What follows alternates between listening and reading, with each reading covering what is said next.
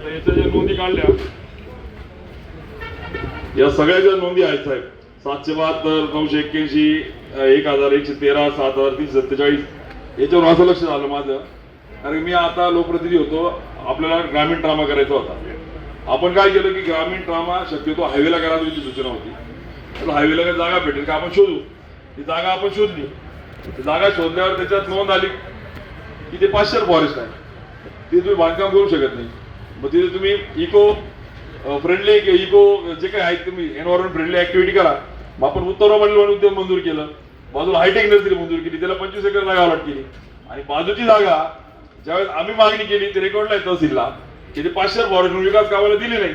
आणि आता त्याच जागेवर आरटीओ बिल्डिंग आणि 200 कोटी रुपयाची इमारत कसं काय होते. आता उद्या न्याय देण्यासाठी बांधले जाते, तेच बेकायदेशीर जागेवर उभं झालं तिथे न्याय नाही मिळणार का. अन्याय होईल, भूत चालते तिथे.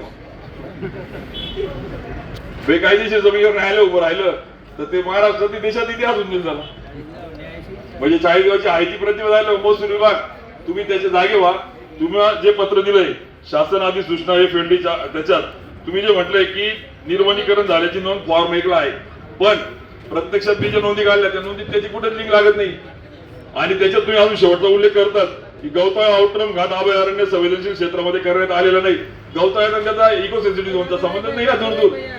बरोबर आहे का. हे शिवार आहे बिलाखेड याचा आणि गवताळ्याचा काय संबंध आहे. म्हणजे हे सगळं पत्र मॅनिप्युलेट दिसतंय मला. आता संशय येतोय, पण ठीक आहे त्याच्यावर तुम्ही आता महसूल नीट बघा, मी पण बघतोय. पण किमान काल न्यायाधीशांची मिटिंग झाली, उद्या असं लोक पुढे गेल्यावर कळायचं आपल्याला. उद्या आरटीओ बिल्डिंग बांधल्या गेली, आता आपले 5-10 कोटी रुपये वाया जातील, उद्या 150 कोटी वाया जातील, असं व्हायला नको. ती खात्री करा. बरोबर आहे का. खात्री करून त्याचं शहानिशा करा.